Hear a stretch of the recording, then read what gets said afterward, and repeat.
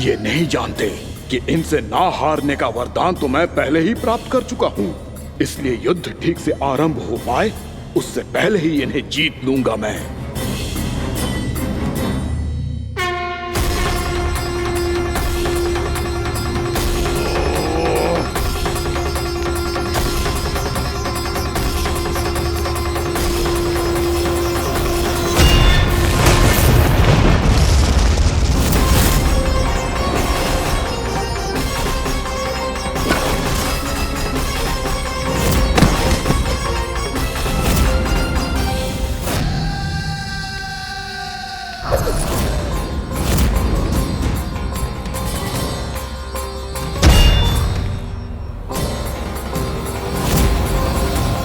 और इस प्रकार ये युद्ध वर्षों वर्षों तक चलता रहो। दोनों योद्धा पूरे ब्रह्मांड में अनेक अस्त्रों शस्त्रों के साथ युद्ध करते रहे।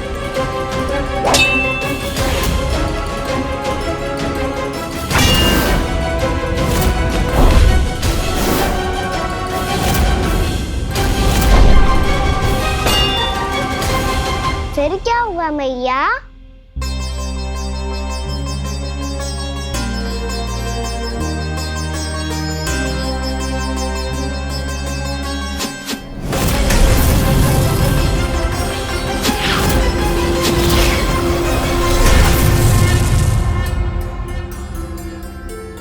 उस युद्ध को कभी समाप्त हुआ हो, पर कैसे? शीघ्र ही वो राक्षस थक गौ लल्ला।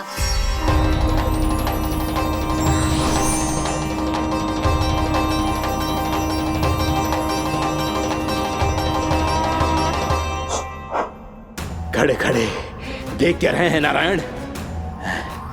आक्रमण कीजिए, वध कर दीजिए मेरा।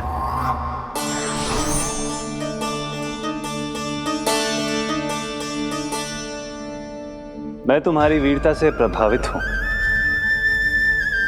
इसीलिए इतनी थकान की स्थिति में मैं तुम जैसे वीर पर आक्रमण नहीं करूंगा। जाओ विश्राम करो। यदि फिर से युद्ध करने की इच्छा हो तो तुम्हारा स्वागत होगा।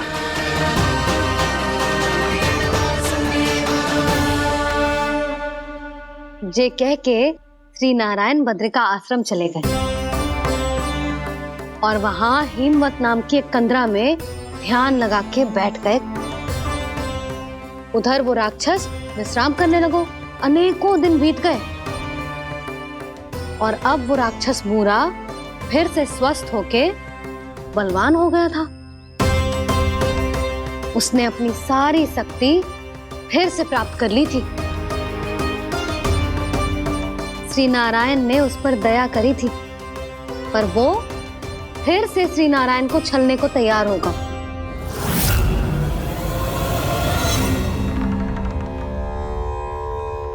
ध्यान में बैठे बैठे श्री नारायण योग निद्रा में चले गए,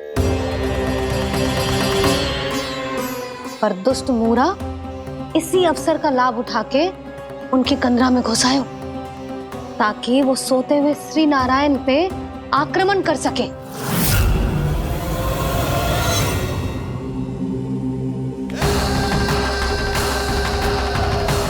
आज इस लंबे युद्ध को जीतकर अपने इस अंतिम शत्रु का भी अंत कर दूंगा मैं।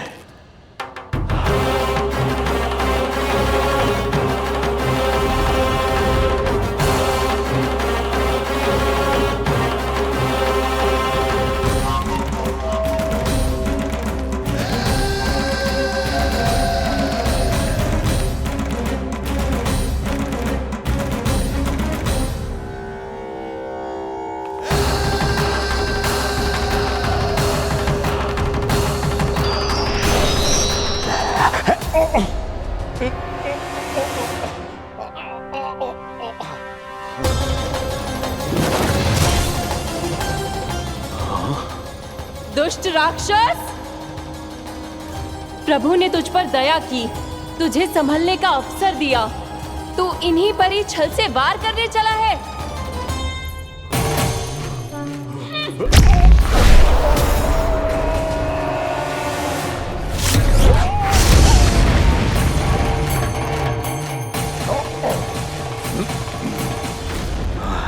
मैं अजय हूँ, मुझे कोई पराजित नहीं कर सकता। ब्रह्मा का वरदान है मुझे। तूने नारायण से अपराजय होने का वरदान मांगा था मूर्ख, उनकी शक्ति से नहीं। ध्यान से देख, मैं तेरी मृत्यु हूँ, मृत्यु।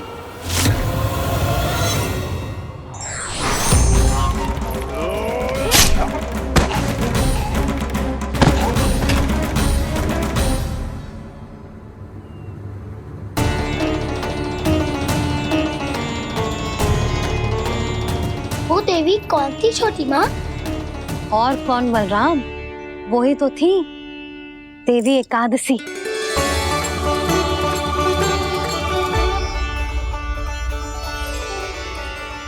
मुझे क्षमा कीजिए प्रभु, आपकी आज्ञा के बिना ही युद्ध करके आपके शत्रु को मृत्यु के घाट उतार दिया। क्षमा नहीं, आपकी तो प्रशंसा होनी चाहिए देवी। असुर राज को मारकर आपने सभी देवताओं को मुक्त करवाया है। इस पापी के अहंकार से तीनों लोकों की रक्षा की है आपने।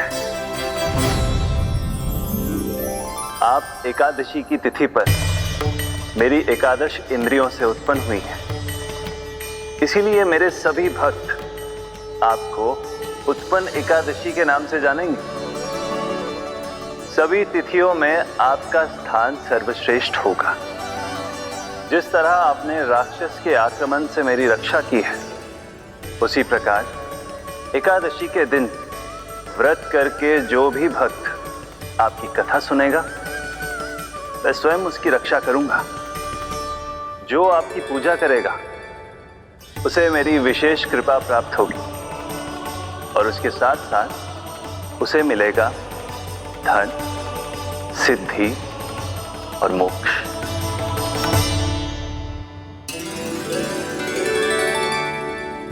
इसीलिए आज के दिन व्रत रखने का बहुत अधिक महत्व होता है। बोलो एकादशी मैया की जय। बोलो श्री नारायण भगवान की जय।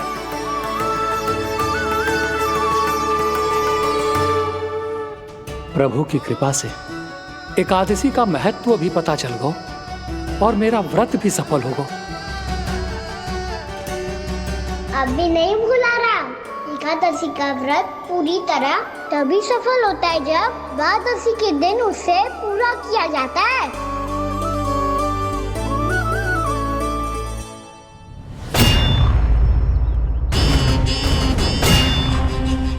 आवश्यक है आपको यह आभास होना कि उस विष्णु अवतार को पराजित करने के लिए आपके साधारण योद्धाओं में वो सामर्थ्य नहीं है। वो विष्णु अवतार कुछ अधिक ही असाधारण है।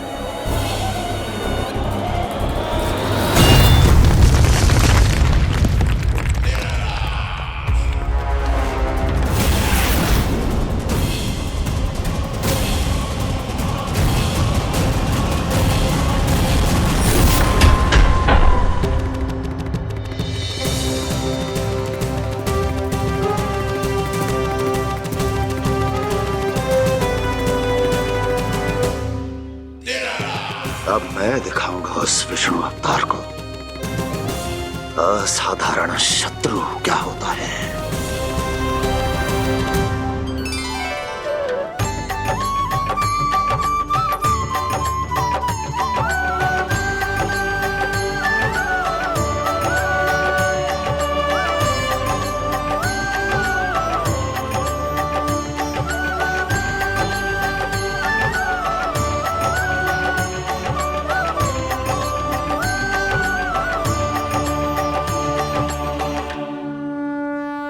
मामा अधीर हो रहे हैं, पर मैया ने मुझे अभी तक बाहर जाने की आज्ञा नहीं दी है। अभी उन्हें किसी और राक्षस को यहाँ भेजने से रोकने के लिए मुझे ही कुछ करना होगा।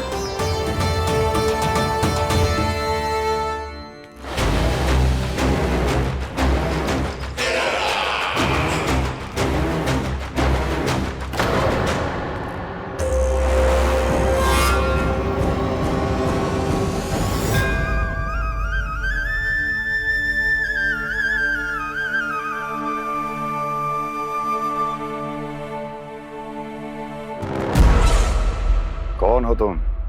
बचपन से ही मुझे मारने का सपना देख रहे हैं, सिर्फ मुझे ही नहीं पहचानते।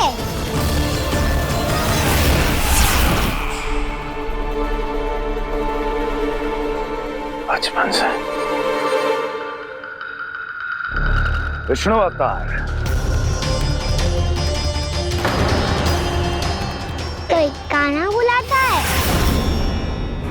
तो कोई मुरलीधर पुकारता है, कोई माखन चोर कहता है, कोई कहता है चिच्चोर। पर विष्णु अवतार इस नाम से तो बस आप ही मुझे बुलाते हो मामा जी। इतना साहस ये तो यहाँ आ गया।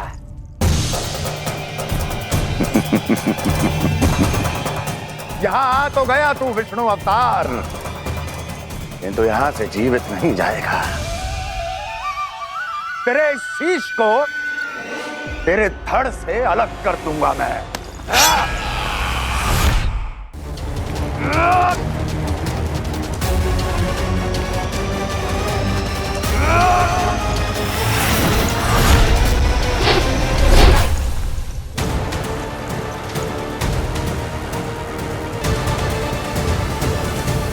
वहाँ कहाँ देख रहे हो मामा जी?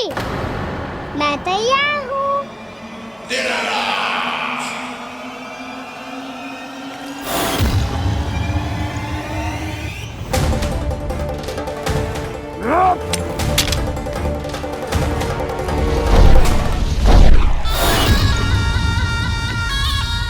मामा जी, आप सदैव इसी तरह क्रोध में रहते हो क्या?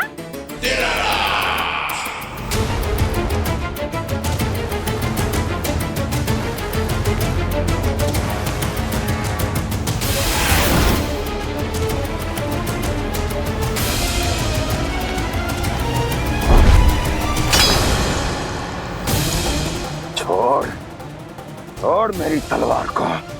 छोड़ो तो तब जब पकड़ा हूँ।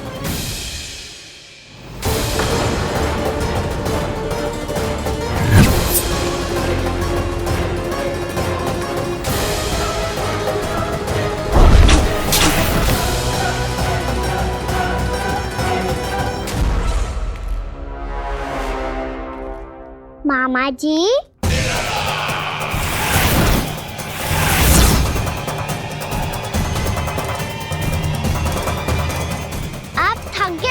थोड़ा विश्राम कर लो।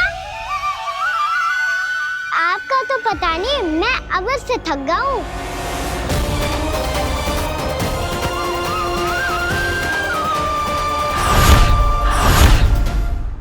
मेरे सिंहासन पर बैठने का तू साहस? अभी तो बस अभ्यास कर रहा था मामा जी। भविष्य में मुझे तो बैठना है यहाँ। आपने बल प्रयोग करके से अपने पिताजी से छीना था, मैं आज छीन लूंगा। जो छल और बल से लिया जाए वो अधिक समय तक टिकता नहीं है मामा जी।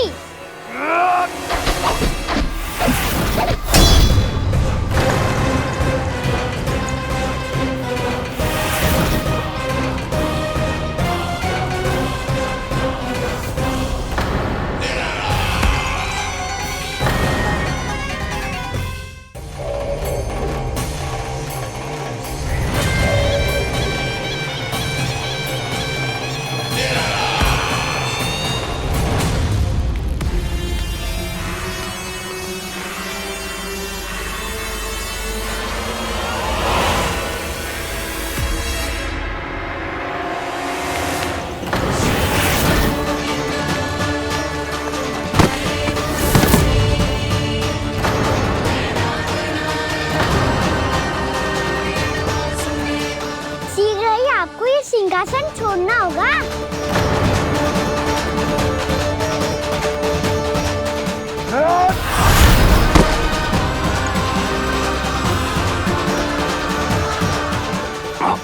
वो मेरा सिंहासन छीनना चाहता। वो आ रहा है, वो आ रहा है। सैनिक, सैनिकों, सैनिकों! दुर्जन, बंद कर दो सभी द्वार और झरोखे, सब के सब। इसकी हर संभावना पर इतना कड़ा पहरा बिठा दो कि ना तो कोई महल के भीतर आ सके, ना कोई बाहर जा सके। मुझे महल की चप्पे चप्पे की सूचना चाहिए। जाओ।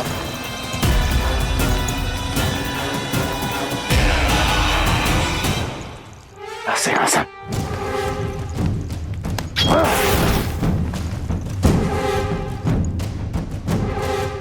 अब आ, दुष्ट मायावी, ए छलिया विष्णु अवतार, मैं कंस तेरी प्रतीक्षा कर रहा हूं। आ,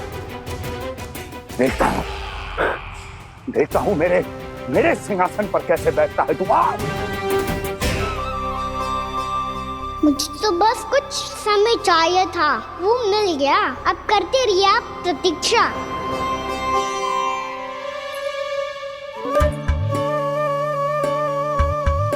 जी अपने आप से बातें क्यों कर रहे हैं जी?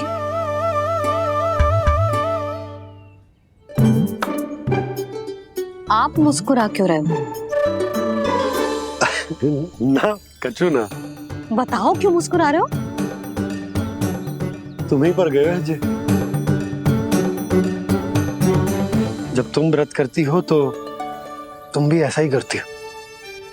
इसी प्रकार भूख अधिक लगने पर अपना ध्यान भटकाने के लिए स्वयं से ही बड़बड़ाती रहती। होगा। आपको तो बस मेरा उपहास उड़ाने के लिए बहाना चाहिए।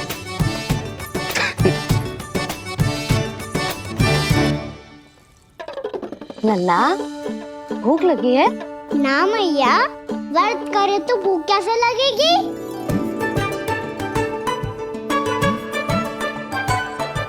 यदि लगी हो तो छोटे बालकों को थोड़ी बहुत भूल चूक क्षमा होती है। कछु ना तो फल तो तू खा ही सकते है। अब तो पूरे नियम और विधि विधान से व्रत तोड़ूंगा। कल द्वादशी के सुबह मुहूर्त के अनुसार। ठीक।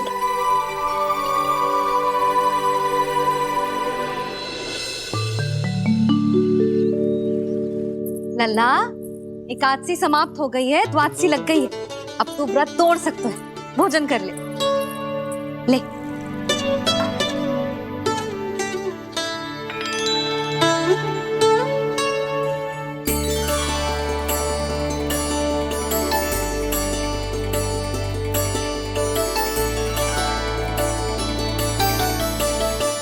आज तो कार्य कर लीजिएगा। मैं ना चाहती कि सब गांव वाले फिर से आपका उपहास उड़ाएं। अरे, इसी क्षण कार्य आरंभ करना आवश्यक ना है। कुछ खा तो लो। कल भी पूरे दिन व्रत में रहे, अब तो कुछ खा लो। ना, अभी बिल्कुल भूख ना है। और हाँ भगवान, तुम्हें चिंता करने की आवश्यकता नहीं है। आज मैं किसी को भी 2 शब्द कहने का अवसर नहीं दूंगा। अरे, कुछ खाओगे पियोगे नहीं तो कैसे रहोगे?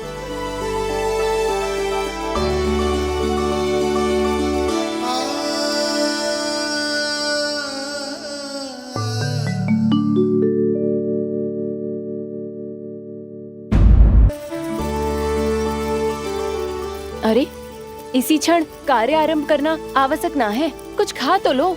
ना, अभी बिल्कुल भूख ना है। और हाँ भगवान, तुम्हें चिंता करने की आवश्यकता नहीं है। आज मैं किसी को भी 2 शब्द कहने का अवसर नहीं दूंगा।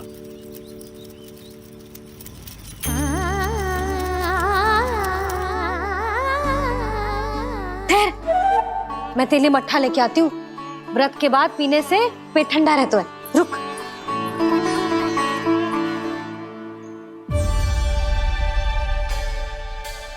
भक्तों ने अभी तक व्रत नहीं तोड़ा है, मैं कैसे तोड़ लूं? भूख कहाँ से होगी? श्री हरि नाम से पेट तो भर लेते हो। श्री हरि, श्री हरि, श्री हरि।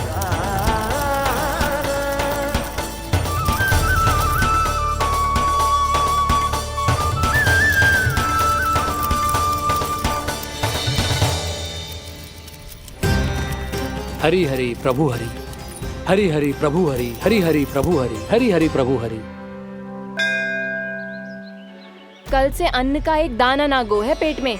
अब क्या व्रत तुड़वाने भी आपके प्रभु ही आएंगे? अब क्या व्रत तुड़वाने भी आपके प्रभु ही आएंगे? मैया,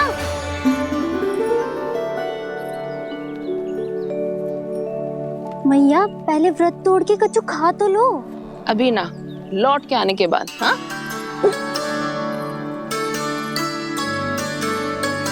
बलराम, ठहरो पुत्र, पहले कुछ खा लो।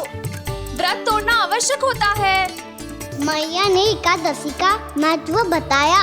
लगता है मुझे सबको द्वादशी पर व्रत तोड़ने समाप्त करने का महत्व बताना होगा। हरि हरि हरि हरि हरि मेरे हरि।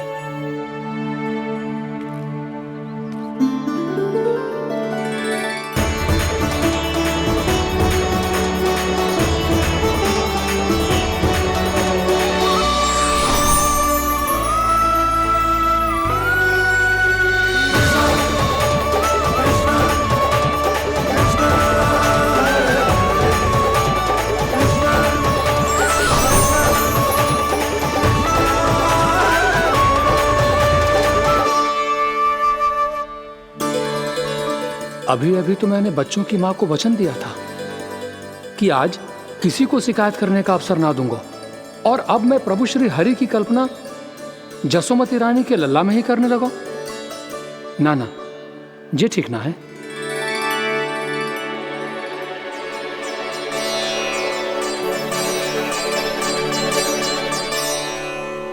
ठीक ही तो है, बिल्कुल सही पहचाना है आपने।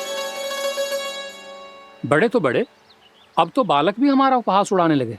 मैं आपका उपहास नहीं उड़ाने आया, मैं तो आपके एकादशी के व्रत को पूरा कराने आया हूँ।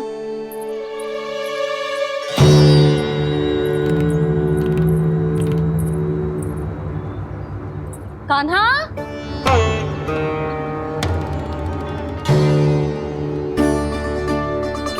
तो ये रे आपकी छड़ी और ये रे मेरी पीठ। सेक बिना तापड़ तोड़। आज तो इसकी पीठ सेक के रहूंगी मैं। मैया घर पे भूखी मुझे ढूंढ रही होगी।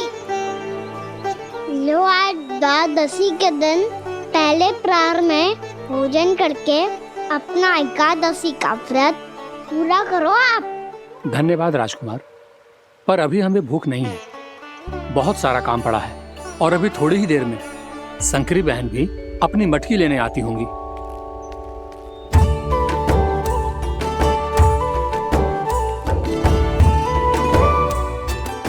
पर मैं आपका व्रत पूरा कराए बिना नहीं जा सकता। भला क्यों? भक्त भूखा रहे और भगवान खा ले, ऐसा हो सकता है भला?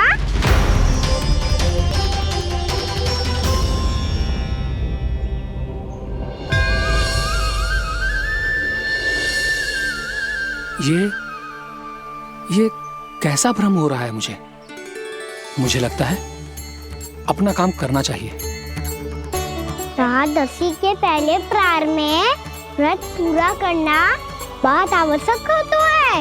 ना तो एकादशी का व्रत भी पूरा ना मानो जाता। इतनी सारी ज्ञान की बातें तुम्हें कैसे पता है लल्ला?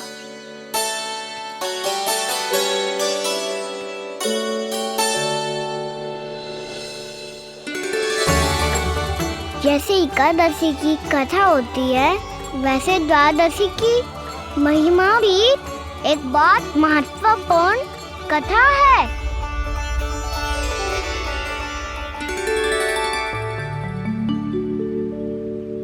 कैसी कथा?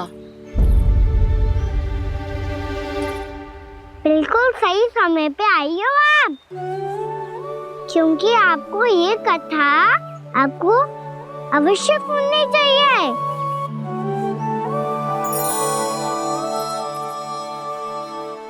मुझे क्यों? पहले सुन तो लिया, फिर स्वयं ही पता चल जाएगा। बहुत समय पहले एक राजा हुआ करते थे, राजा अम्बरीश। भगवान श्री हरि के बहुत बड़े भक्त थे।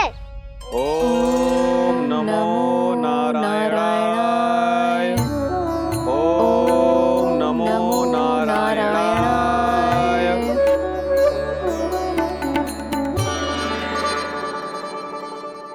नेक पुण्य के काम करते थे वो। अपनी पत्नी के साथ हरि का नाम जपते रहते थे। उन्होंने 12 माह एकादशी का व्रत करो, निर्जल पास किया, और जब उनकी 12वीं एकादशी का व्रत द्वादशी के दिन तोड़ने का समय हुआ, तभी महर्षि दुर्वासा अपनी 100 शिष्यों के साथ उनके महल में पधारे।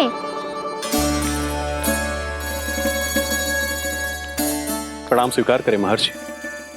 आप जैसे महान ऋषि मेरे राज्यसभा में आए, वो भी ऐसे अवसर पर जब मैं और मेरी पत्नी निरंतर 12 एकादशियों के बाद अंतिम एकादशी का व्रत तोड़ेंगे। इससे बड़े सौभाग्य की क्या बात हो सकती है हमारे लिए। आज आपके साथ साथ मेरा और मेरे शिष्यों का एकादशी व्रत भी पूरा होगा। संभव है प्रभु की इच्छा यही हो कि हम सब अपना व्रत एक साथ तोड़ें। ये तो अत्यधिक प्रसन्नता की बात है महर्षि। तो फिर ठीक है, हम सब यात्रा से थके हैं। व्रत तोड़ने से पहले हम स्नान करना चाहते हैं। जैसी आपकी इच्छा महर्षि। जब तक आप लोग लौटेंगे तब तक आपके सारे प्रबंध यहाँ हो चुके होंगे।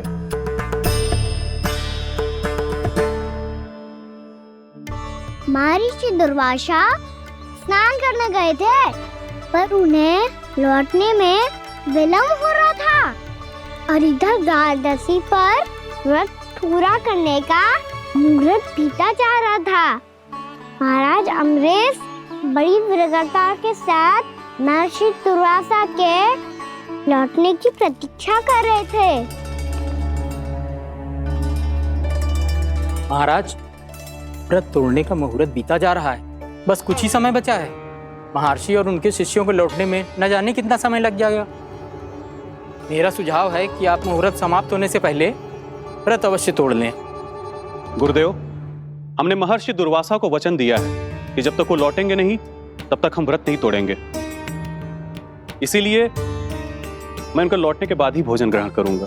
पर महाराज, मुहूर्त यदि बीत गया और समय रहते हुए नहीं आए तो महाराज आपका व्रत पूरा नहीं होगा। महाराज, आपको उसका फल नहीं मिलेगा।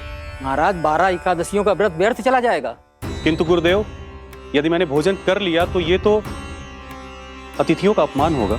आप उचित कह रहे हैं महाराज, भोजन के लिए उनकी प्रतीक्षा अवश्य कीजिए महाराज।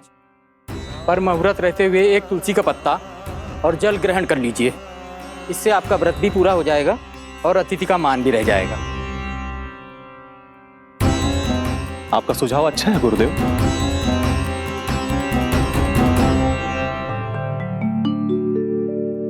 जैसे ही महाराज ने तुलसी का पत्ता खाया, वैसे ही महर्षि दुर्वासा लौट आए। महाराज,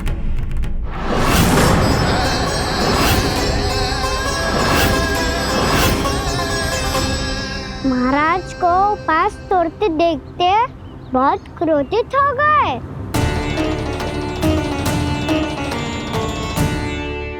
बहुत बड़े भक्त हैं आप, परंतु आप ये नहीं जानते अपने अतिथियों के साथ कैसा व्यवहार करना चाहिए। आपने हमें साथ भोजन करने का वचन दिया था, पर अपना व्रत क्यों तोड़ा आपने? महर्षि, मैंने भोजन नहीं ग्रहण किया। कहीं मुहूर्त न निकल जाए इस कारण मैंने एक तुलसी का पत्ता ग्रहण कर लिया। 56 भोग खाया हो या एक पत्ता, अपना व्रत तोड़कर अतिथियों का अपमान किया है, मेरा अपमान किया है। अब आपको दंड भोगना होगा ताकि आप सीख पाएं कि अतिथियों के साथ कैसा व्यवहार होना चाहिए। महर्षि, आप जो भी दंड मुझे देंगे मुझे स्वीकार है, किंतु आप क्रोधित मत होइए। क्रोध का कारण आपने दिया है महाराज।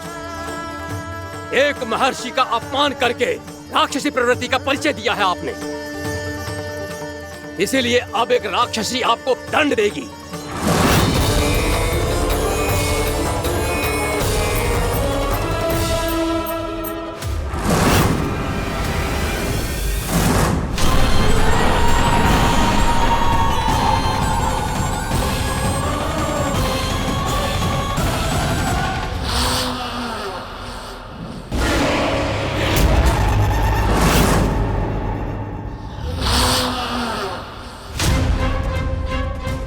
हे प्रभु, यदि मैंने सच में महर्षि का अपमान करने की भूल की हो तो मैं उसका परिणाम भोगने के लिए प्रस्तुत हूं।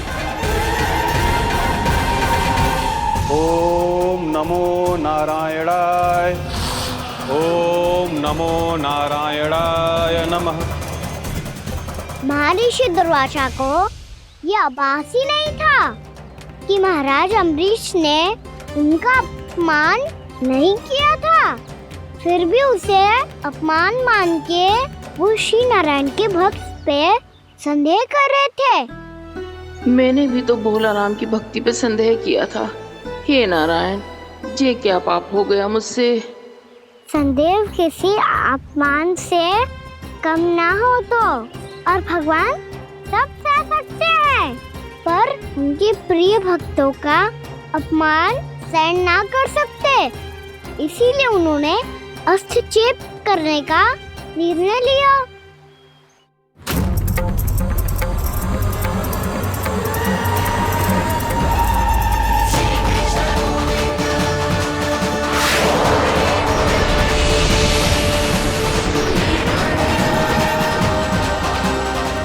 ओम नमो नारायणाय।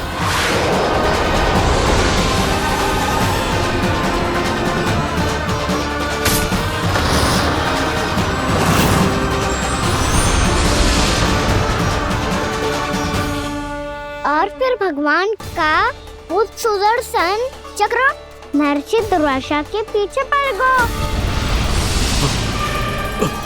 ये चक्र तो मेरी ओर बढ़ रहा है।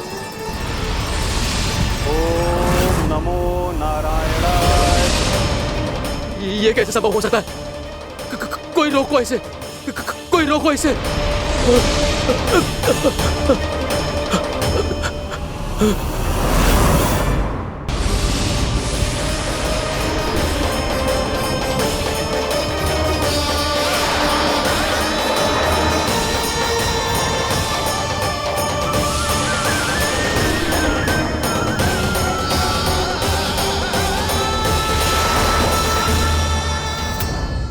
चक्र से अपने प्राण कैसे तैसे बचाते बचाते महर्षि दुर्वासा ब्रह्मलोक जा पहुँचे। ब्रह्मदेव, रक्षा कीजिए। ब्रह्मदेव, सहायता कीजिए। मुझे बचाइए ब्रह्मदेव, रक्षा कीजिए। ये सुदर्शन चक्र मेरे प्राणों के पीछे पड़ गया है। मुझे बचाइए ब्रह्मदेव, मुझे बचाइए। महर्षि, मैं चाहकर भी आपकी सहायता नहीं कर सकता। ऐसी स्थिति में यदि कोई कुछ कर सकते हैं तो वो हैं सुदर्शन चक्र के स्वामी विष्णु, क्योंकि सृष्टि में केवल वही है जो इसे नियंत्रित कर सकते हैं। वो ही इसे वापस लौटने का आदेश देकर आपके प्राणों पर छाए हुए संकट को दूर कर सकते हैं। किंतु हां, मैं सुदर्शन चक्र से इतना अवश्य कहूंगा कि जब तक आप विष्णु लोक में पहुंच नहीं जाते, वो आपको किसी भी प्रकार की हानि ना पहुंचाए। आपका बहुत बहुत धन्यवाद। आपकी सदा ही जय हो।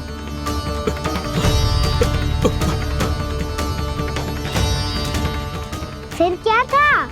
भागते भागते महर्षि दुर्वासा सीधे भगवान श्री हरि के शरण में बैकुंठ पहुंच गए। त्राहिमाम प्रभु, त्राहिमाम, मुझे बचाइए। मेरी सहायता कीजिए प्रभु, मेरी सहायता कीजिए। मैं आपके इस चक्र और ऊर्जा से नहीं भाग सकता प्रभु। कृपया करके अपने सुदर्शन को रोकिए, इसे वापस लीजिए प्रभु। यह असंभव है महर्षि। एक बार सुदर्शन चक्र मेरे हाथों से छूट जाए तो अपना उद्देश्य पूरा किए बिना, मेरे भक्तों की रक्षा किए बिना वापस नहीं लौटता। कोई तो उपाय होगा प्रभु। कृपया करके मेरे प्राण बचाइए प्रभु। मैं सुदर्शन की ऊर्जा से जलकर भस्म नहीं होना चाहता प्रभु। आप जो कहेंगे मैं करूंगा प्रभु। मेरी सहायता कीजिए प्रभु, मेरी सहायता कीजिए। मुझे नहीं लगता कि आप वो कर पाएंगे। मैं अवश्य करूंगा। मैं अपनी प्राण रक्षा के लिए कुछ भी करूंगा प्रभु। आपने मेरे भक्त राजा अम्बरीश को भक्ति का कर्तव्य निभाने के लिए अपमानित और दंडित किया है महर्षि, पर भक्त की रक्षा करना भगवान का कर्तव्य है। इसलिए यदि आप भक्त राजा अम्बरीश के पास जाकर क्षमा याचना करें और यदि वो आपको क्षमा कर दे तो ही ये चक्र आपके प्राण लिए बिना लौट सकता है। अन्यथा आप तो जानते हैं महर्षि, मेरे भक्त का अपमान मेरा अपमान। भक्त का अपमान भगवान के अपमान से कम ना हो तो है।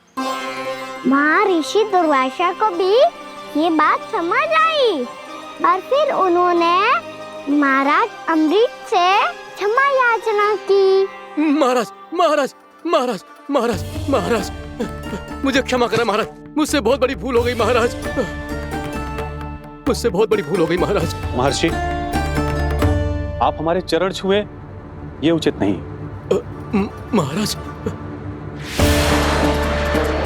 महाराज अम्बरीश, आप नारायण के सच्चे भक्त हैं। मैंने आपको अपमानित किया, दंडित करने का प्रयास किया महाराज।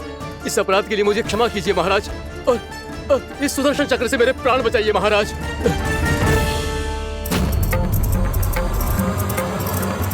हे महान सुदर्शन, यदि महर्षि के लिए मेरे हृदय में अभी भी वही सम्मान और प्रेम हो जो इनके प्रथम आगमन पे था, तो कृपया आप अपने धाम वापस लौट जाइए।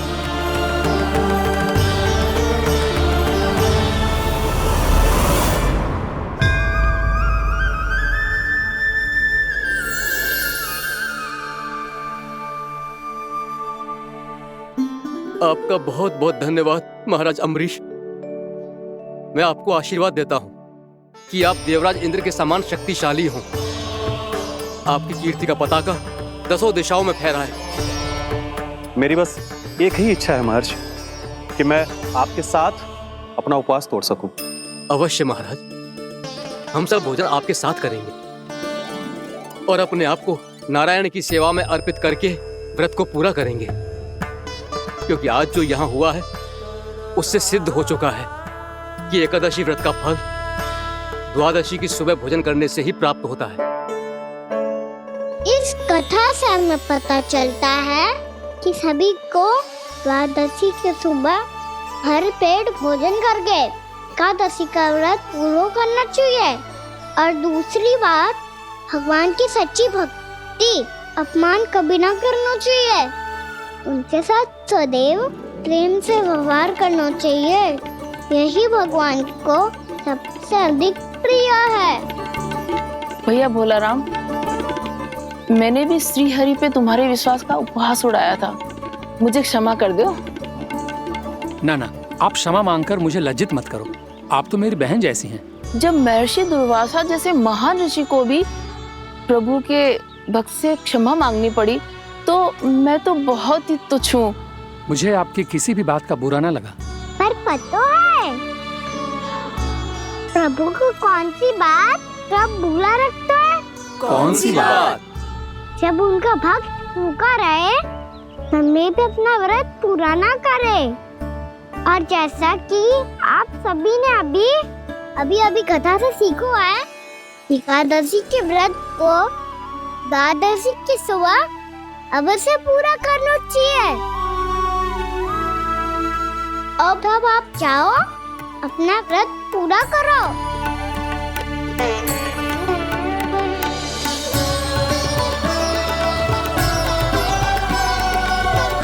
मैं आपके लिए जल लेके आती हूँ।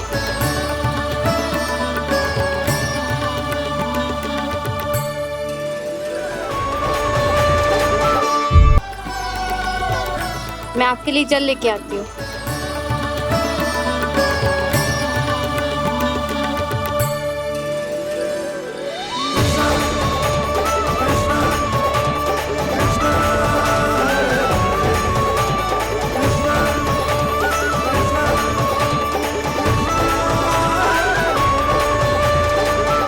लो खाओ।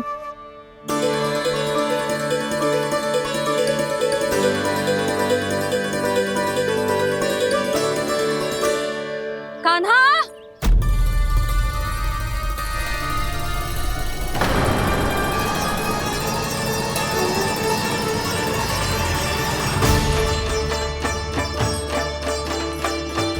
बोलो काका, सिगरेट छुपा लो मुझे, मैया आ रही है, बहुत क्रोध में लगती है।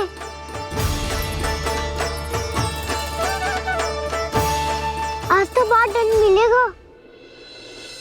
अभी क्षण भर पहले तो ये साक्षात भगवान के रूप में बात कर रहे थे और अब अचानक ही ऐसे बालक बन गए जो मैया से दंड मिलने के भय से व्याकुल हैं। बोला काका किस सोच में पड़ गए? सिगरेट छुपा लो मुझे।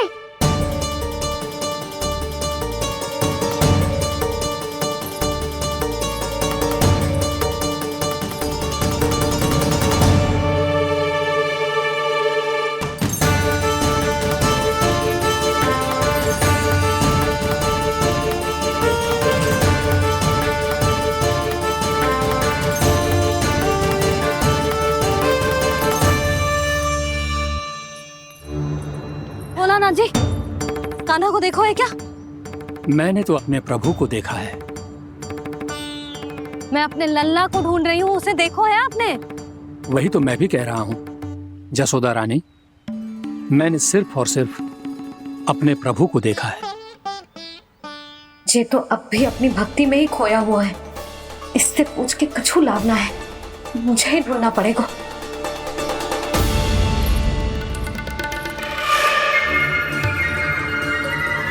बच गए। शंकरी मौसी, कान्हा को देखो है क्या कहीं?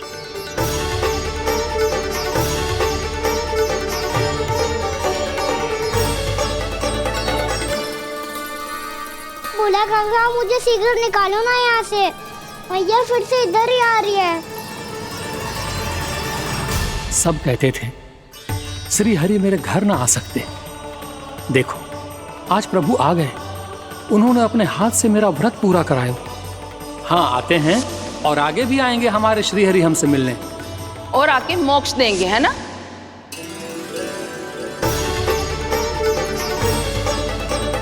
सिगरेट निकालो ना बोला काका, मैया आ रही है। मैं ना निकालूं? मेरा अर्थ है मैं निकालूंगा, अवश्य निकालूंगा, पर तब तक नहीं निकालूंगा जब तक आप मेरी सारी बातें मान नहीं लेते हैं। कौन सी बात? प्रभु मुझे मोक्ष प्रदान कर दीजिए प्रभु।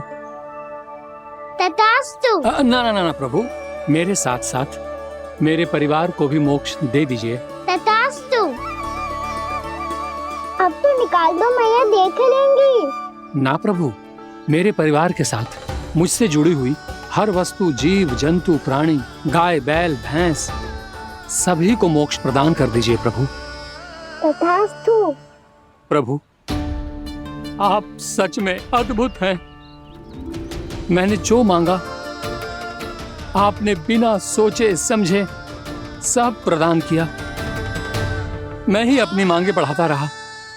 प्रभु प्रभु मुझे क्षमा कर दीजिए, प्रभु मुझे क्षमा कर दीजिए।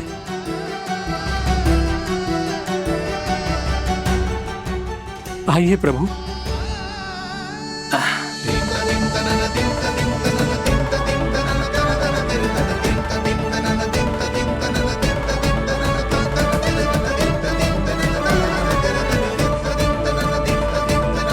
प्रभु आप तो प्रभु हो, हरि हो, भगवान हो।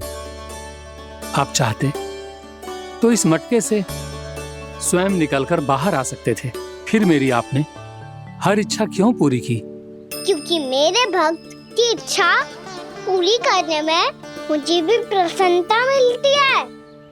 ना तो मैं अपने भक्तों का अपमान सह सकता हूँ और ना ही उनकी इच्छा अधूरी रहने दे सकता हूँ।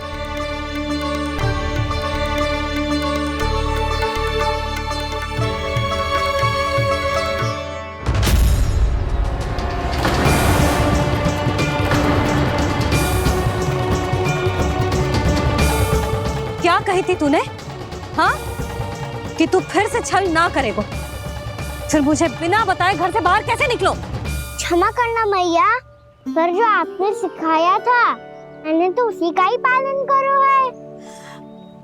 फिर से चतुराई कर रहे हो ना? हाँ, आप ही ने तो कही थी ना, यदि कछु करने से किसी को हानि ना पहुंच रही हो या फिर किसी अच्छे कार्य में सहायता हो रही हो तो आज्ञा लेने की आवश्यकता ना होती।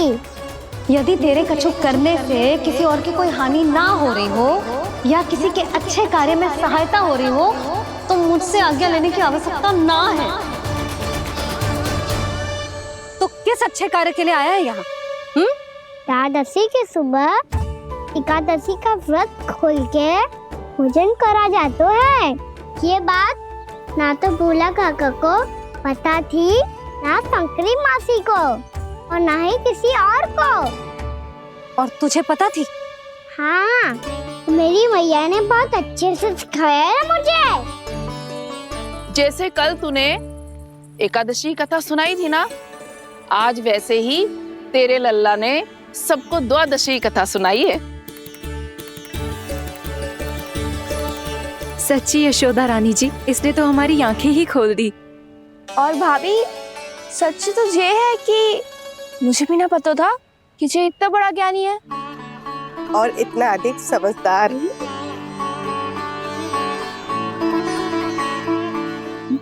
द्वादशी की कथा? वो तो मैंने इसे कभी सुना ही ना है। फिर इसे कैसे पता थी? रानी जी, जो स्वयं भगवान हैं, भला उन्हें कैसे कुछ नहीं पता होगा। मैंने तो इन्हें पहचान लिया। और हाँ, आप सब लोग भी इन्हें अपने अंतर्मन की आंखों से देखिए, हो सकता है इन्हें पहचान पाएं। ये कोई और नहीं है, श्री नारायण है, मेरे श्री हरि, मेरे प्रभु। जय श्री हरि।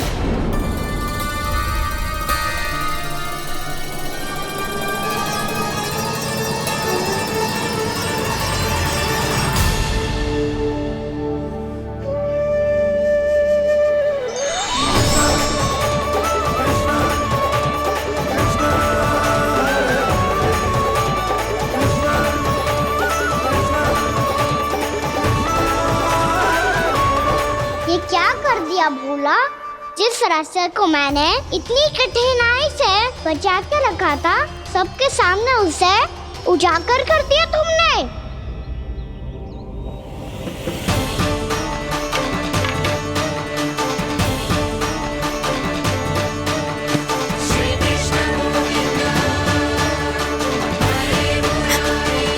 नारायण, नारायण, श्री नारायण।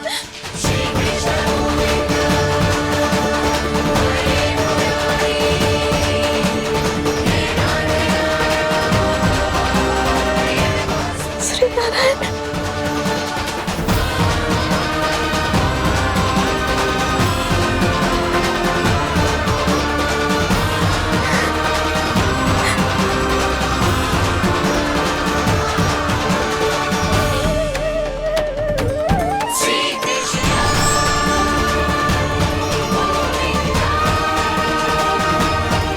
श्री नारायण प्रभु।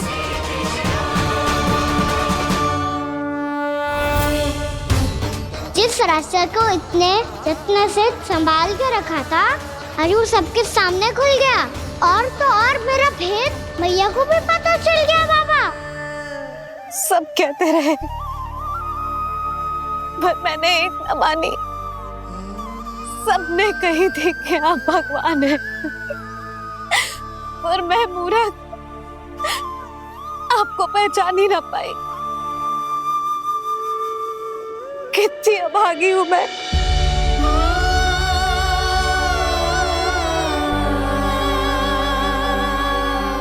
जिस मुंह से मुझे आपकी महिमा गानी चाहिए थी, उसी मुंह से मैंने आपको डांटा है।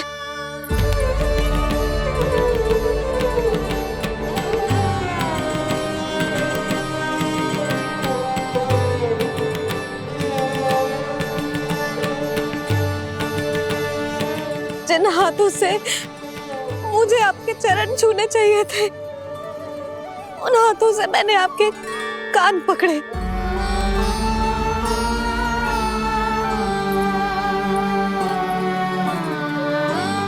मुझे तो आपकी सेवा करनी चाहिए थी प्रभु, और मैंने आपको दंड दियो, आपको घर से बांध दियो।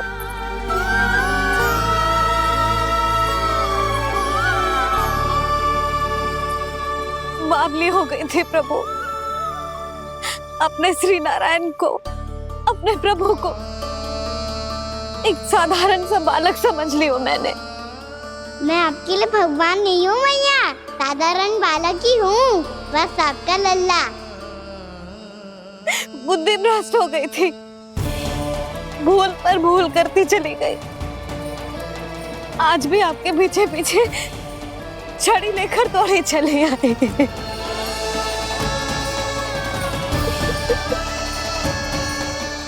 अपने आप को दोष मत दो मैया, आपके ममता के लिए तो जन्म लिया है मैंने।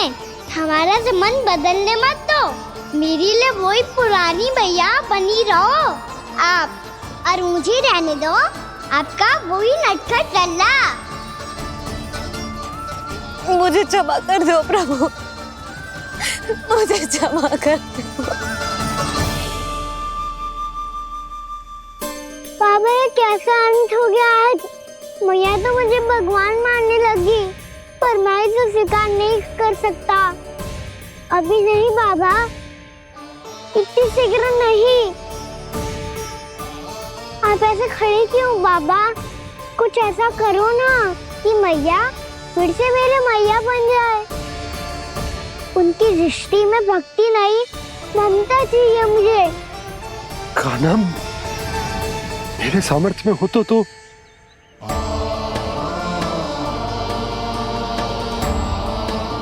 दाऊ, आप तो बड़े भाई हो, अपने छोटे भाई की सहायता करो ना, जिससे मैया सब कुछ भूल जाए। मैं क्या कर सकता हूँ कान्हा? कोई तो सहायता करो मेरी।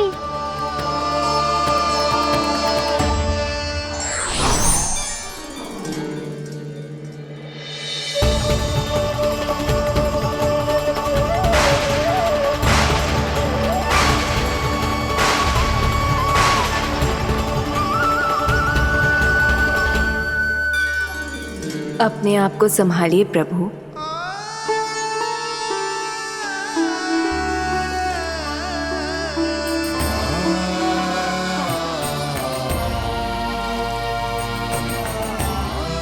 देखो ये क्या हो गया, भैया को सब पता चल गया।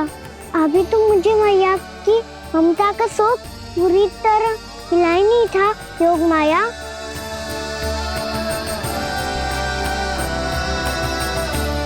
मेरी सहायता करो ना। कितनी अद्भुत है ममता की शक्ति। भगवान को भी एक साधारण बालक बना देती है। बालक की बना रहना चाहता हूँ मैं, नहीं चाहता दिव्य होना, नहीं चाहता भगवान बनना। बस मैया की गोद में रहकर ममता की रस से सेम को भिगोना चाहता हूँ। इनकी डांट फटकार का सुख पाना चाहता हूँ। कुछ भी करे योग माया, पर इन सबको भुला दो मेरा सत्य।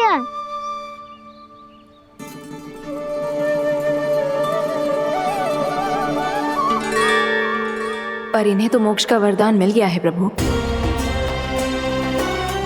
इसलिए इनके लिए समय की गति को लौटा पाना संभव नहीं होगा। प्रभु, अब मुझे ये सब भूलने की कोई आवश्यकता नहीं है। मुझसे जो त्रुटि हुई है अब वो दोबारा कभी नहीं होगी,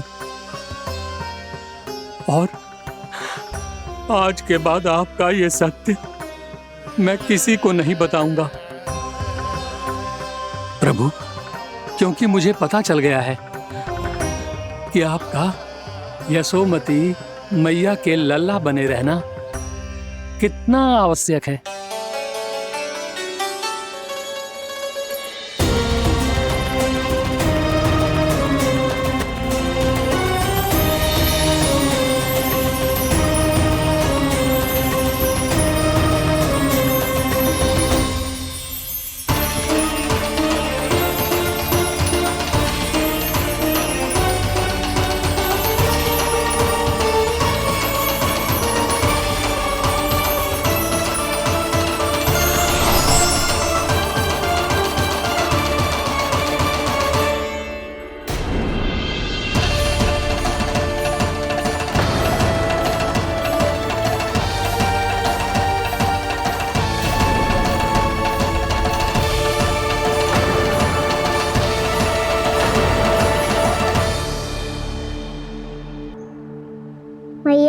छड़ी।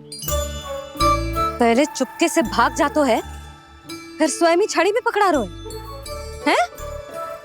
नटखट कहीं का। हंसी आ रही है?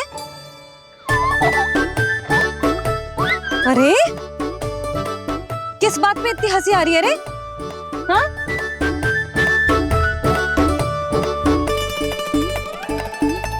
आपकी लीला अद्भुत है प्रभु, और अद्भुत है आपका मैया के प्रति प्रेम। हंसी ना है मैया, ये तो प्रसन्नता है, अपने मैया से मिल जाने की प्रसन्नता। अच्छा, ढूंढ मैं तुझे रही हूँ और तू कह रहे हो कि मैं मिल गई तुझे? तू घर चल लल्ला, अच्छे से पिटाई करूंगी तेरी।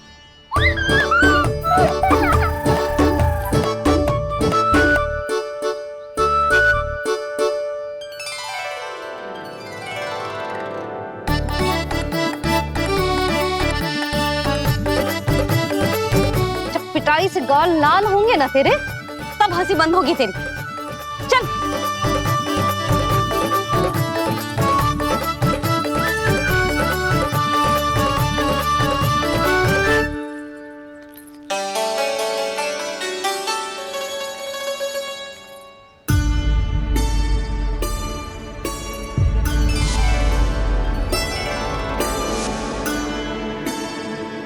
लगता है भैया की और चतन स्मृति वापस आ रही है।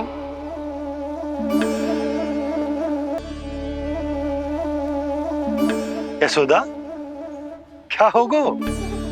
ना कछु ना। आपको बताऊंगी तो और हंसेंगे मुझ पे। बोल दो, मैं उपास ना उड़ाऊं, सच्ची।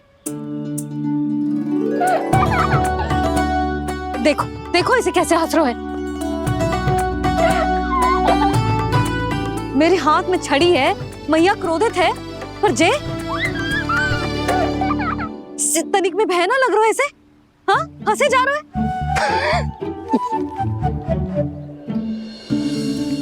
दोनों बाबा लल्ला एक जैसे हो। चल तू, चल चल। दाऊ, आप तो बड़े भाई हो, अपने छोटे भाई की सहायता करो ना, जिससे मैया सब कुछ भूल जाए। सुबल, तू कछु खा क्यों ना रहो है? व्रत ही करना था तो बलराम के जैसे कल कर ले तो। कल तो एकादशी भी थी। खाना के बिना कछु करने का मेरा मन ही ना कर तो। बात तो सच्ची है, उसके बिना गोचारण भी ऐसा लगता है जैसे कितना भारी कार्य है, व्यवस्था में करना पड़ता है। सही कह रहे हो तुम दोनों। मैं तो गोपालक भी इसलिए बना था ताकि कान्हा के संग खेलने को मिल जाए। बलराम तो हमारा सगा कम और मुख्य अधिक है।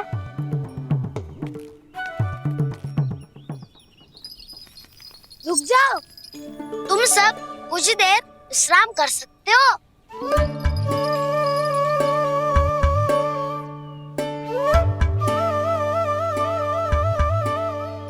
तू बोल। ना मैं ना बोलूंगा, तुम दोनों ही बोलो।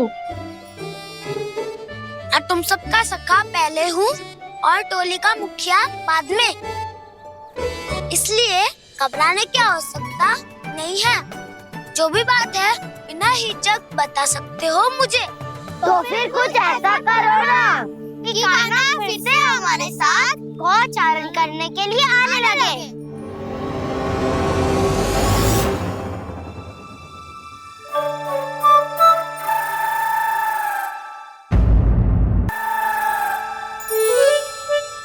बिना कछु बताए भाग गओ।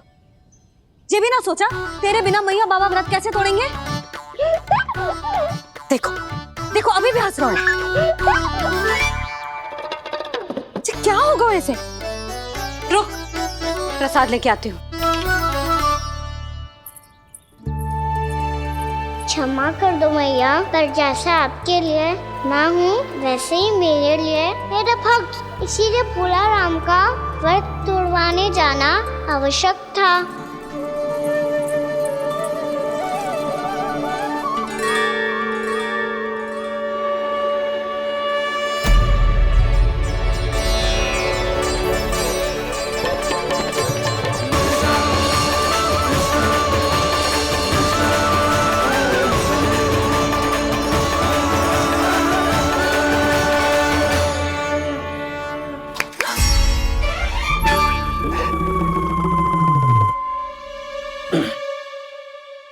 सुधा फिर से खो गई तुम। अरे कौन से स्वप्न लोक में चली जाती हो तुम बार बार? हमें भी बताओ। माया का प्रभाव ममता पर अधिक समय तक नहीं रह पाता प्रभु। अरे बोलो ना यशोदा, क्या सोच रही थी?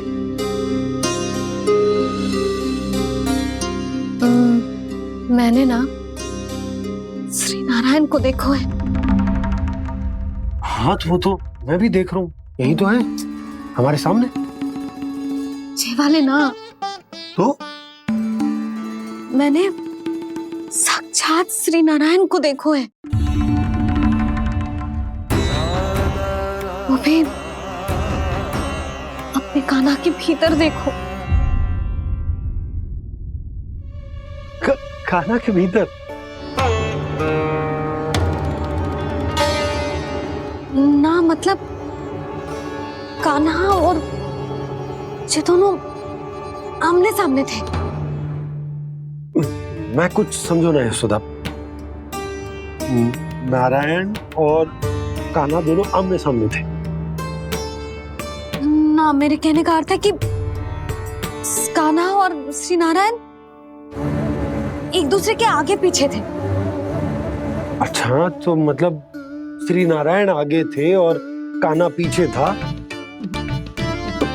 पर अगर कान्हा पीछे था तो तुमने कैसे देखा? ओहो, कान्हा आगे था, श्री नारायण पीछे थे।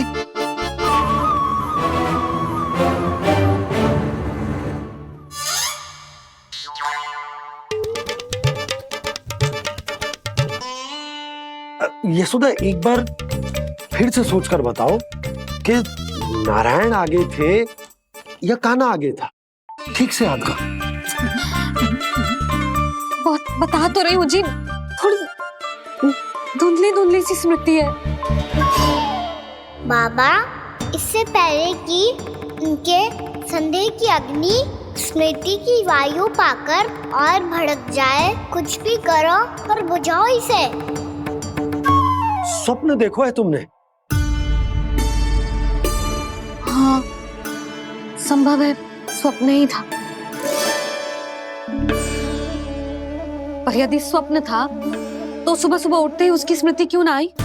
अब क्यों आ रही है उसकी स्मृति? और वो भी तब से जब से मैं भोनाराम के यहाँ से कान्हा को लेके आई हूँ। और जब मैं गई थी तो छड़ी मेरे हाथ में थी, पर फिर कान्हा ने मुझे छड़ी दी और मैं बैठी हुई थी। इस बीच कछु तो हुआ है। भैया की अचेतन स्मृति वापस आ रही है। अब मुझे ही कुछ करना होगा।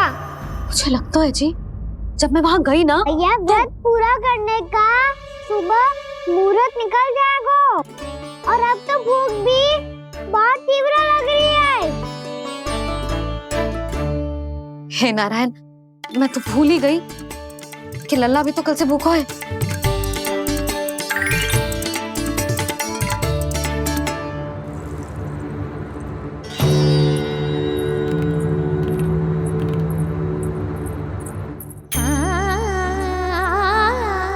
ले खा।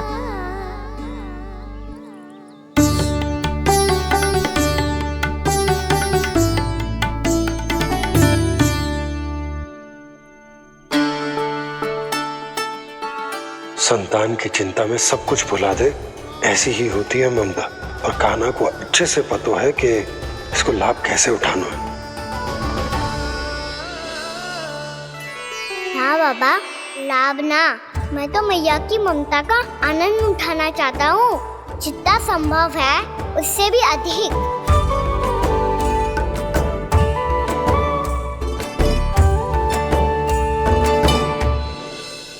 बलराम, कान्हा को फिर से गौचारण आने के लिए केवल तू ही मना सकते है। तुम्हें ही वो क्षमता है, हमारी टोली के मुख्य गोपालक जो हो तुम। हाँ, और कान्हा के दाव भी तो हो तुम। हाँ, वो तुमको मना ना कर पाएगा। तुझे छोटा होने के नाते तुम्हारे आदेश का पालन तो करना ही चाहिए कान्हा को। चिंता मत करो सखा, मैं कछु कहूँ और कान्हा ना माने ये तो संभव ही ना है।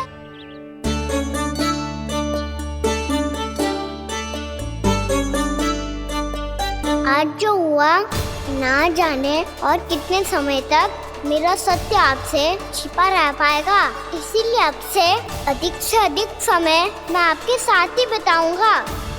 मैंने कह दिया तो समझ लो, पत्थर पे रेखा खिंच गई। कल से कान्हा हम सबके साथ अवश्य आएगा। अपना सारा समय हमारे साथ बिताएगा वो।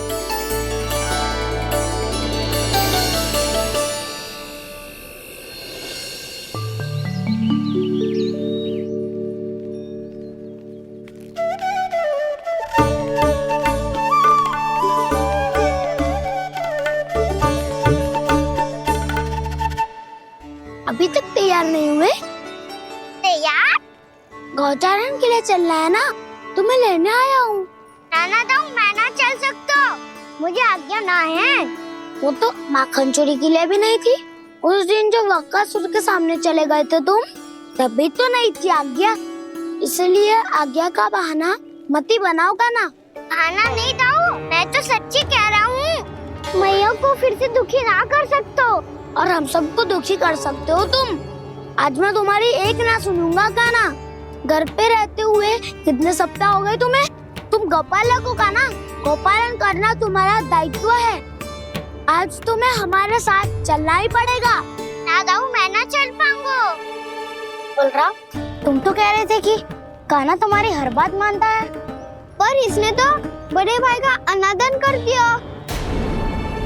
रुक जाओ कान्हा, सत्य बताओ, तुम छोटी माँ के कारण वन नहीं चल रहे हो? या अब तुम्हें हमारे साथ रहना ही अच्छा नहीं लगता? कहीं ऐसा तो नहीं गौचारण में तुम्हारी रुचि समाप्त हो गई हो? ना दाऊ, ऐसा कछु ना है। मुझे गौचारण की बात प्रिय है और आप सबका साथ भी। तो फिर वन चलने में क्या समस्या है तुम्हें? अपने दाऊ की बात मान लो और चलो चुपचाप। मैंने सबको वचन दिया है कि तुम हम सबके साथ चलोगे। पर दाऊ, मैंने भैया को भी वचन दिया है कि मैं नहीं जाऊंगा। इसका अर्थ है कि मेरे वचन का कोई मूल नहीं है। मैं तुमसे बड़ा हूँ कान्हा, तुम्हें मेरी आज्ञा माननी चाहिए। मुझे भी तो वचन दिया था तुमने। दाऊ, आप समझ क्यों आ रहे? मैंने कहा ना, मैं नहीं जा सकता। रुक जाओ कान्हा।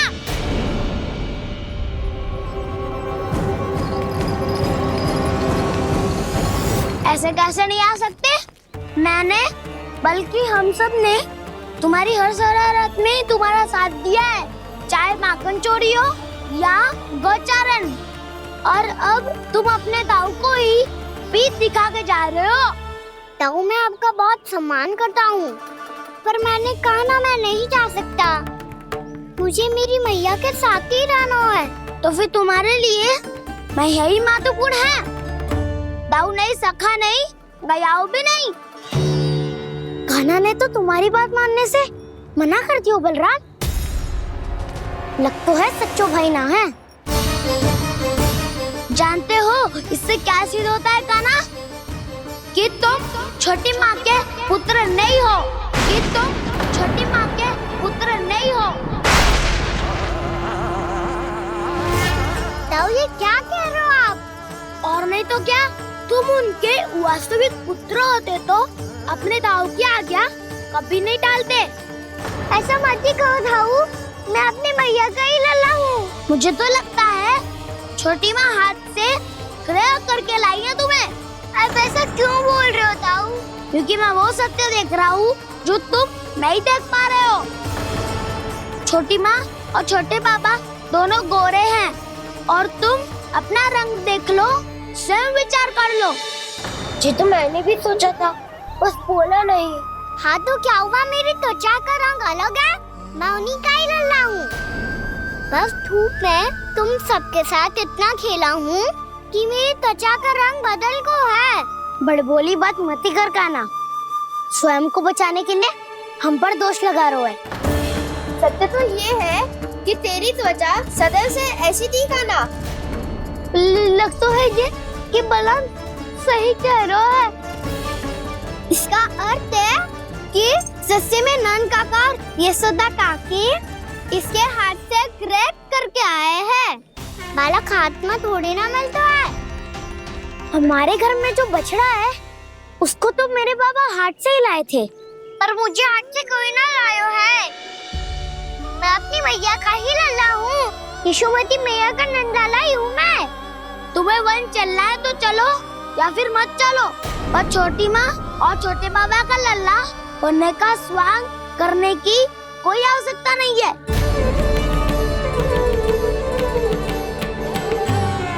तुम भी अति करते हो का ना, कब एक बालक की तरह व्यवहार करते हो और कब भगवान की तरह, कुछ समझ में नहीं आता। भगवान की तरह? मैंने भगवान क्या क्या? हाँ हाँ कह दिया तो कह दिया। खड़े खड़े मेरा मुंह क्या देख लो, चलो। या फिर तुम सबको भी अपने मैया के पल्लू में बंधकर घर पे ही रहना है।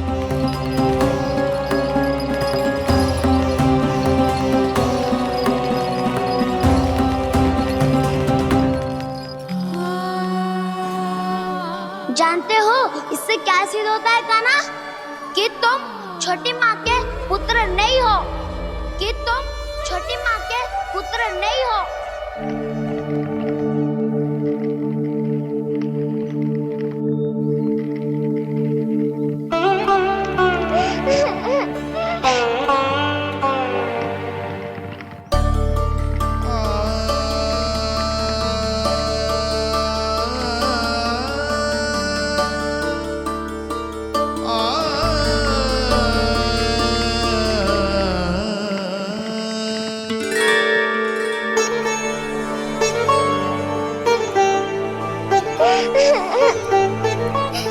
क्या हो गो लल्ला, रो क्यों रहो?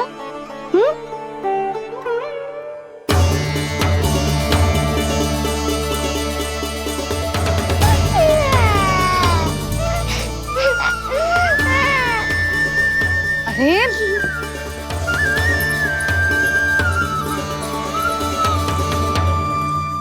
मैया को ना बताए को लल्ला, क्या हुआ? हाँ लल्ला, क्यों रो रहे हो लल्ला? बता, किसी ने कछु कही है क्या? क्या होगा लल्ला? मैं आपका लल्ला ना हूँ।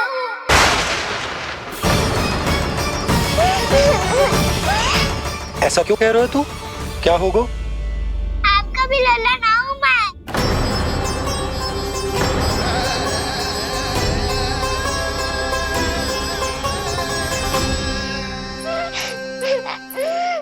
लल्ला, कान्हा, जे क्यों कह रहे हो लल्ला? मुझे पता चल गया है, मैं आप दोनों का लल्ला ना हूँ।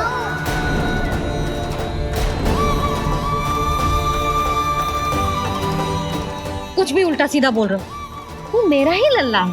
ना आप मुझे हाथ से गिरा करके लाई हो।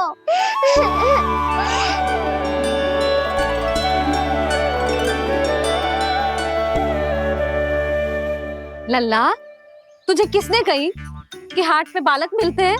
मिलते हैं, पूरी गैया का बालक भी तो हाट से ही आयो है। अच्छा, क्षण भर के लिए मान लिया कि हाट में बालक मिलते हैं, पर तुझे कैसे पता चला कि तुझे हाट से ही लेके आए? मेरा रंग देखो और फिर अपना हाथ देखो। मैं रात के अंधेरा जैसा हूँ और आप दिल की उजारी जैसी। बाबा का रंग भी आप जैसा ही है, बस मैं ही बावला हूँ।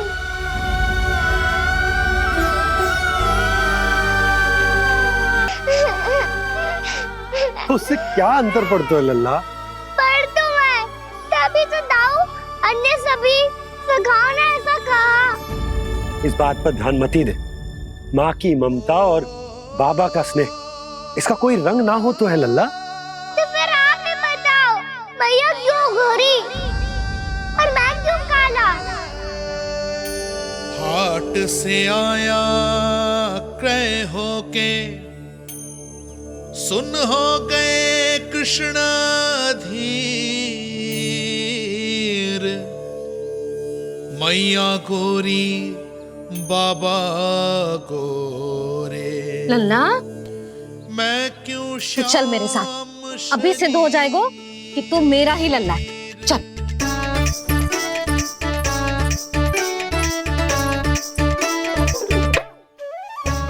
ये दोनों लल्ला और मैया का मन कछु समझ ही ना आता, कछु ना कछु उटपटांग करते ही रहते हैं दोनों।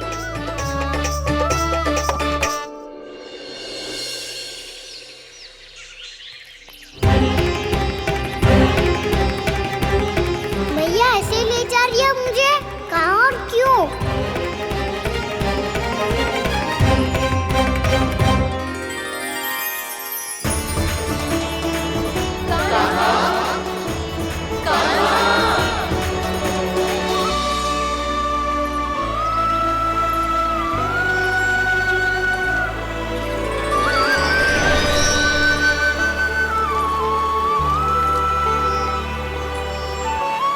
खाना आए हैं, कितने दिनों के बाद खाना आए हैं।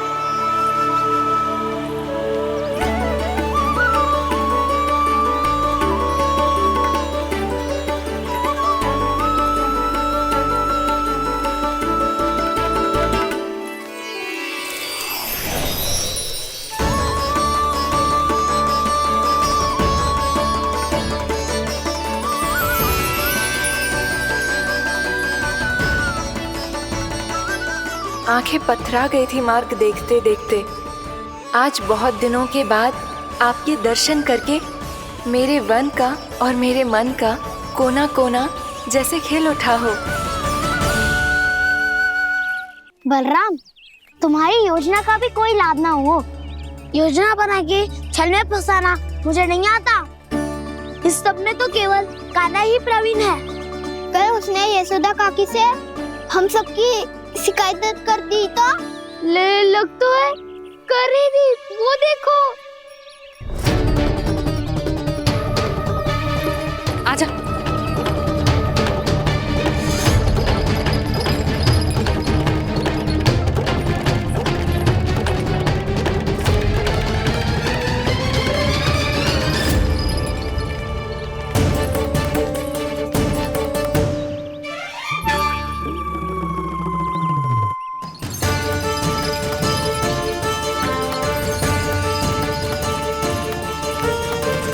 बलराम, बलराम,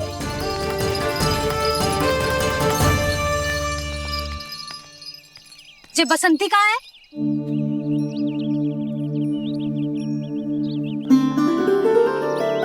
जे देख बसंती, हाँ, और उसका लल्ला वो गोपी। उन दोनों की त्वचा का रंग एक सा है? कान्हा, तू देख के बता, बसंती और उसके लल्ला का रंग एक सा है? और जे देख डमरू, इसका जन्म तो तेरे सामने हुआ था ना, हाँ?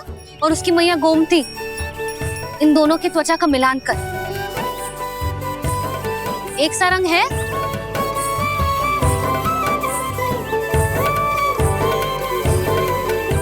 सब के सब गोपालक सामने आओ।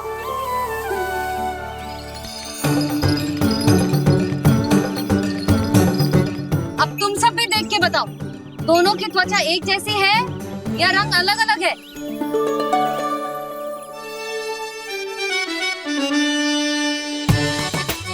अलग अलग है। श्रीदामा, तेरी गैया, जे देख सुबह, उन दोनों का रंग एक सा है कि अलग अलग?